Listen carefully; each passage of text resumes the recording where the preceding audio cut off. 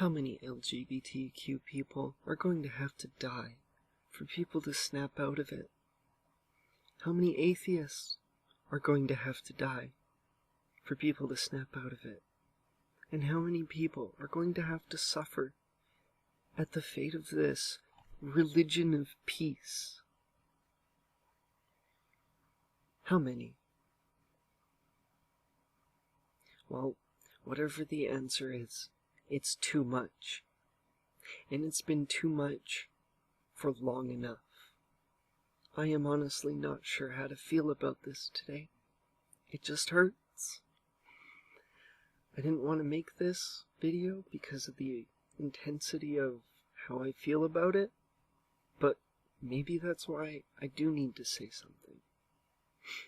I'm not saying what I'm about to say to hurt people, or to inspire you to hurt people. This is a complicated situation, as it doesn't just affect Orlando, it affects the world. This shooting has hurt enough people. The bombings in Paris have hurt enough people. The shit going on in Germany and Europe has hurt enough people. When's it going to end? I don't know. I don't have the solution. I don't have the answers. I just know that speaking up is all I can do. It may be small, but maybe it'll inspire somebody else to make a video, and it'll continue on from there. Just like I was inspired by somebody else to do the video, because I didn't want to at first. Of course, not all Muslims are bad people, but Islam will ideologically twist people into bad people. Is that their fault? I can't entirely say, but I know that Islam is at the heart of this problem, and we have to do something to mitigate these problems, or else it's only going to get worse than where it is right now. And sadly, it's really bad, because it's affecting the world. On a political level, on a religious spirituality kind of level, and a social level. Oh, I guess I should also say it affects culture as well. If you look at, Europe, for example, because of the amount of refugees. I will not defend Islam, and I will not defend people's right to study Islam. I refuse so because of the human rights that are completely neglected by it, and Sharia law as well. I have not finished the Quran, and my understandings may be limited, but I know enough to be disgusted by this religion. A year ago, I would have defended Islam, and I would have defended it because I didn't understand Islam. And I can say that's like the majority of the regressive left. I used to be a part of it, so I get the cult mentality of it, and I get the silencing of free speech, because there's this idea that religions are equal. Well, religions aren't equal because they don't do things the same way.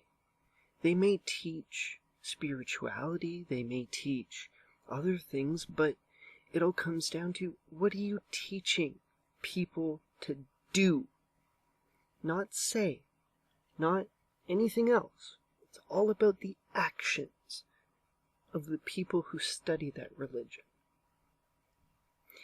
And when you look at the actions of the people who study Islam, it's evident to see the human rights issues, the killing of people for ridiculous reasons.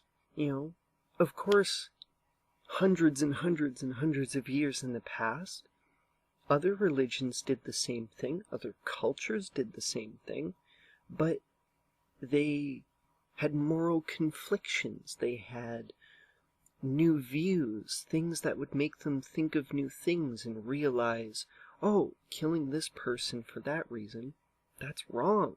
Or raping somebody, that's wrong, right? Well, what do we do with people who don't accept questioning other views, or people who react with violence when you question their views? Because they're not simply going to just go away. They're not simply going to just go home and not think about Islam again. This is something that creates a very rigid mentality, and when you question it, they see no problem in reacting with violence. They see no problem in reacting with violent language and whatever they continue to react with after that. There's no sitting down and just talking with someone who takes Islam as truth, where they take every drop of ink as the truth of their world perception. This isn't going to go away. Not today, not tomorrow, not 3 days from now, not 3 months from now, not 3 years from now. Islam is a problem. And be it as it may, Muslims are no bad people. And that's why it takes basically the rest of the world to speak up. Because there are so many Muslims who see what I'm talking about, and much more than I'm talking about right here. They live it. They know it. They've had to read the books. They've had to live in a society of fear. They've had to live under Islam. They've had to live under Sharia law. They've had to suffer the abuse and so much more than what I can put in words. This isn't just about, the people in the West. This is also about the Muslims, the current ex-Muslims, and the current Muslims that are going to become ex-Muslim, because they want out, and we have to help them in any way possible. It may not be easy, but use your voice to speak for these people who can't speak. And if you listened, thanks for listening. Just don't forget, Muslims are people too. They may not be perfect, but neither are we.